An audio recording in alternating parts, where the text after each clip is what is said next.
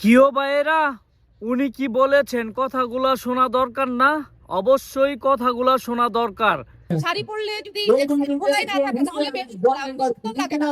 শাড়ি পরলে খোলামেলা আমাদের এটা হচ্ছে ম্যাডাম আমাদেরকে বলে। আমার কথা হচ্ছে আমাদের যে ম্যাডাম লাইকা বশির ছিলেন উনি মানে যেভাবে চলেন উনি হিজাব ছাড়া চলেন এটা নিয়ে কখনো আমরা মন্তব্য করিনি। আমাদের কখনো এটা নিয়ে কথা হচ্ছিল না। উনি বড় টিপ উনি যে করে ঘুরতে কিন্তু উনি আমাদের হিজাব পরা উনি আমাদের নিকাব পরা নিয়ে উনি মন্তব্য করেছিলেন। আমাদের ক্লাসে আমরা যখন সালাম দিতাম ওয়ান থাকতে উনি আমাদের হিস্ট্রি ক্লাস নিতেন, সোশ্যালজি ক্লাস নিতেন, তখন উনি আমাদেরকে বলতো যে সোশ্যালজি ক্লাসে যে তোমরা সালাম কেন দিচ্ছ, সালামের মিনিং বলো, আমি কি সালাম চাইছি তোমাদের কাছে?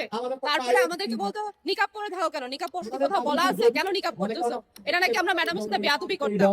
তারপর আমাদের একটা ভার্সিটিতে যেহেতু এটা বিশ্ববিদ্যালয় সব ধরনের অনুষ্ঠান হয়, আমাদের উৎসবের সময় আমাকে উৎসবের মধ্যে সব শাড়ির মধ্যে এক সাইড করে দিছে, বলছে তুমি হিজাব পরেছো তোমাকে বেমানান লাগছে, তুমি এক সাইডে যেয়ে দাঁড়াও।